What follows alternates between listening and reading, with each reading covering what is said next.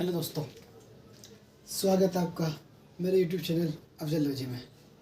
आज मैं आपको उपराष्ट्रपति का चुनाव कैसे होता है उसके बारे में बताऊंगा। अभी तक हमने उपराष्ट्रपति बारे में पढ़ा कि उपराष्ट्रपति कौन बन सकता है और उपराष्ट्रपति बनने के लिए क्या क्या शर्तें हैं। ठीक है, अब हम पढ़ेंगे उपराष्ट्रपति का चुनाव कैसे होता है।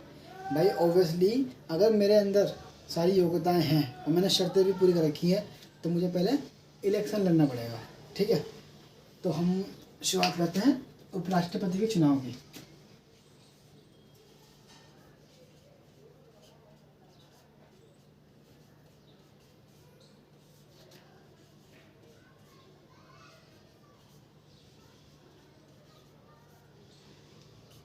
जैसे कि मैंने आपको बताया था, भारतीय संविधान में जो सबसे पहला संवैधानिक पद है वो राष्ट्रपति का है और दूसरा सबसे बड़ा संवैधानिक पद वो उपराष्ट्रपति का है। ठीक है, मैंने काफ़ी कुछ वादा किया, अगर राष्ट्रपति ना हो तो उपराष्ट्रपति पद को संभाल सकते हैं उनकी अनुपस्थिति में। ठीक है, अब है उपराष्ट्रपति का चुनाव। मैं आपको एक चीज़ डीपली नहीं बताऊंगा इस वीडियो में, लेकिन हाँ ये कि आपको छोटी छोटी बातें आपको बता दूंगा। एक कंपेयर करके आपको बताता हूँ। कंपेयर मतलब कैसे करते हैं, देखो राष्ट्रपति और उपराष्ट्रपति का चुनाव होता है, आपको तो बताइए, लेकिन मैं यहाँ बता दूँ उपराष्ट्रपति का चुनाव और राष्ट्रीय चुनाव में एक सेम फर्क क्या है, सेम है कि दोनों के चुनाव कैसे होते हैं, अप्रत्यक्ष रूप से होते हैं। अप्रत्यक्ष चुनाव होते हैं। ठीक है, बात समझ आ रही है। राष्ट्रपति का चुनाव भी अप्रत्यक्ष रूप से होता है और उपराष्ट्रपति का चुनाव भी अप्रत्यक्ष रूप से होता है। ठीक है, अब आप बोलोगे अप्रत्यक्ष क्या होता है। अप्रत्यक्ष मतलब होता है इनडायरेक्ट। इनडायरेक्ट मतलब क्या है, मैं एक आम नागरिक हूँ। ठीक है, मैंने क्या करा, मैंने एक किसी को वोट दिया, किसी प्रतिनिधि को वोट दिया, उसको मैंने नेता बना दिया। अब वो नेता क्या करेगा, संसद के अंदर बैठेगा मेरी बात को रखने के लिए। बात समझ रहे हो, वापस समझाता हूँ। मैं एक आम नागरिक हूँ, मैं डायरेक्ट संसद के अंदर जा नहीं सकता अपनी बात रखने के लिए कि भाई मेरे गली में नाला ख़राब हो गया या मेरी कुछ छोटी मोटी परेशानी है, मैं नहीं जाता वहाँ पे। तो मैंने क्या करा, मैंने एक प्रतिनिधि चुना। वो प्रतिनिधि क्या हुआ, जीत गया। जीतने के बाद प्रतिनिधि संसद के अंदर बैठता है और हमारी तरफ से अपनी बात रखता है कि भाई मेरे एरिया में ऐसी ऐसी परेशानी है। ठीक है, ये छोटी सी बात है, मैंने मुझे पता है ये बहुत कम छोटे लेवल की बात है, हाँ संसद में नहीं बोली जाएगी, लेकिन एक बात बताई मैंने आपको। ठीक है, तो मैंने अपना नेता चुना, उस नेता ने क्या करा, अपनी बात वहाँ रखी। अब जो नेता मैंने चुना, वो नेता, वो प्रतिनिधि, वो निर्वाचित सदस्य, चाहे वो लोकसभा का मेंबर हो चाहे वो राज्यसभा का मेंबर हो, है वो संसद का निर्वाचित सदस्य। तो संसद का निर्वाचित सदस्य जो होते हैं, जिनको हम लोग चुनते हैं, ठीक है, वो निर्वाचित सदस्य, वो नेता, वो प्रतिनिधि इनके चुनाव में भाग लेते हैं, यानी इनको वोट डालते हैं। बात समझ आ गई। ठीक है, एक बार छोटी सी समझाता हूँ। ठीक है, यहाँ पे समझ टेबल, एक आम आदमी है। ठीक है, आम आदमी ने वोट डाला किसे, प्रत्याशी को। प्रत्याशी वोट डाला, जब ये प्रत्याशी वोट डाला तो प्रत्याशी जीत गया, तो वो क्या हो गया, प्रतिनिधि हो गया। प्रतिनिधि कौन होते हैं, जो अपने जिन्होंने उनको वोट डाला उनका प्रतिनिधि करते हैं कि भाई ऐसी ऐसी बातें ये हमारे द्वारा चुने गए हैं तो हम इनके प्रतिनिधि हैं। ठीक है, जो लोगों की रक्षा करता है, अधिकारों की, वो प्रतिनिधि मान लो। ठीक है, अब प्रत्याशी से प्रतिनिधि बन गया। अब वो प्रतिनिधि ही क्या करेगा, चुनाव में भाग लेगा। क्या करेगा, चुनाव में भाग लेगा। राष्ट्रपति के चुनाव में भाग लेगा और उपराष्ट्रपति चुनाव में भाग लेगा। क्लियर है। ठीक है, अब यहाँ एक चीज और समझने वाली बात है, राष्ट्रपति उपराष्ट्रपति अप्रत्यक्ष रूप से, जबकि आपने सुना होगा विधानसभा या लोकसभा, उनको चुनाव कैसा होता है, प्रत्यक्ष रूप से होता है। प्रत्यक्ष का मतलब क्या, प्रत्यक्ष का मतलब ये है कि जो आदमी है, आम आदमी है, वो डायरेक्ट किसको वोट डालता है, वो डायरेक्ट वोट डालता है अपने प्रत्याशी को। अब वो प्रत्याशी क्या होता है, वो प्रत्याशी सीएम भी बन जाता है जीतने के बाद, वो प्रत्याशी पीएम भी बन जाता है जीतने के बाद। मतलब क्या हुआ, आम आदमी ने प्रत्याशी को वोट डाला और वही डायरेक्ट उससे बात करने के लिए या उससे प्रतिनिधि करने के लिए वही बन गया कि भाई डायरेक्ट नेता का वोट डाला, नेता प्रधानमंत्री बन गया, मुख्यमंत्री बन गया। क्लियर है। लेकिन इसमें क्या है, उपराष्ट्रपति में, इसमें आम आदमी पहले क्या करेगा, प्रतिनिधि को, प्रत्याशी को वोट डालेगा, जीतेगा तो प्रतिनिधि बन जाएगा। जो प्रतिनिधि जीत जाएगा वो उपराष्ट्रपति के चुनाव में भाग लेगा। ना कि आम आदमी राष्ट्रपति चुनाव में या उपराष्ट्रपति चुनाव में भाग लेंगे। क्लियर है? ठीक है, एक बार वापस सब समझाता हूँ।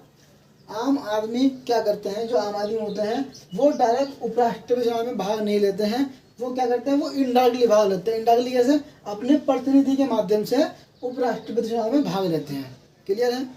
जबकि लोकसभा और विधानसभा इन दोनों का चुनाव आम आदमी डायरेक्ट भाग लेते हैं इन चुनाव में। अब नेता चुना, उस नेता की जो दल होता है, दल के जो नेता होते हैं, जैसे बहुमत मिल गया, वो पीएम या सीएम बन जाता है, उसमें डायरेक्ट। लेकिन इसमें क्या है, इनडायरेक्टली, एक प्रतिनिधि के माध्यम से बीच में बंदा बिठा दिया। जैसे कि मैं मान लूँ, सपोज करो कुछ मुझे घर खरीदना है, लेकिन मैं किसी एरिया में गया घर खरीदने के लिए, लेकिन मुझे नहीं पता कि कौन सा घर बिक रहा कौन सा नहीं बिक रहा। तो मैं क्या करूँगा, मैं प्रॉपर्टी डीलर जो होते हैं उनका सहारा लूँगा। मैंने घर तो मेरा खरीदना है, लेकिन मैं क्या सहारा लूँगा। तो मेरा क्या हो गया, मैंने घर खरीदा, लेकिन अप्रत्यक्ष रूप से मैंने किसी के माध्यम से वो घर खरीदा। क्लियर है? ऐसी बहुत सी बातें हैं जो हम बीच में किसी को रख के करवाते हैं काम। तो वही चीज़ है कि आदमी जो होते हैं वो अपने प्रतिनिधि के माध्यम से इनके चुनाव में भाग लेते हैं। तो ये हो गया अप्रत्यक्ष चुनाव, इनडायरेक्ट इलेक्शन। क्लियर है? अब यहाँ पर समझने वाली बात एक और है जो इम्पोर्टेंट है, जो मैं कंपेयर करने वाला हूँ। राष्ट्रपति और उपराष्ट्रपति के चुनाव में सबसे जो मेन फर्क होता है वो क्या होता है? देखो, राष्ट्रपति के चुनाव में संसद के निर्वाचित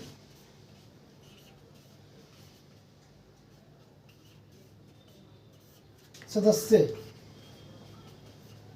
भाग लेते हैं। किसके चुनाव में? राष्ट्रपति के।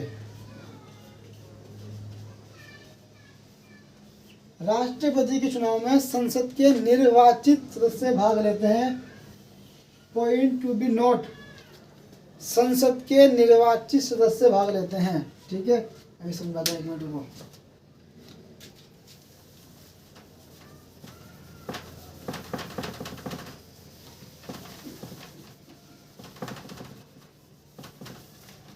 समझिए मैं क्या कहना चाह रहा हूँ। ठीक है, ये हमारी संसद है। समझना इस बात को, छोटी सी बात नहीं, लेकिन बहुत इंपॉर्टेंट बात बता रहा हूँ मैं। ये हमारी संसद है। संसद के दो सदन हैं, एक लोकसभा और एक राज्यसभा। ठीक है, लोकसभा का जो चुनाव होता है वो होता है 543 सीटों पर। ठीक है जी। और राज्यसभा जो मेंबर होते हैं वो होते हैं कितने? 250 अधिक मेंबर होते हैं, लेकिन होते कितने हैं? 238 जो निर्वाचित होकर आते हैं, जो चुन कर आते हैं। ठीक है, जिनका इलेक्शन होता है। ठीक है, अब देखो, संसद है हमारी, लोकसभा राज्यसभा मिलकर बनती है। 543 मेंबर हैं जो निर्वाचित हैं, जिनका चुनाव हुआ है। 238 ऐसे हैं जिनका चुनाव हुआ है। ठीक है, अब इसमें 2 मेंबर ऐसे हैं जो क्या है? मनोनीत है। मनोनीत मतलब होता है जो इनको मन से आते हैं, बोलते हैं एंग्लो इंडियन।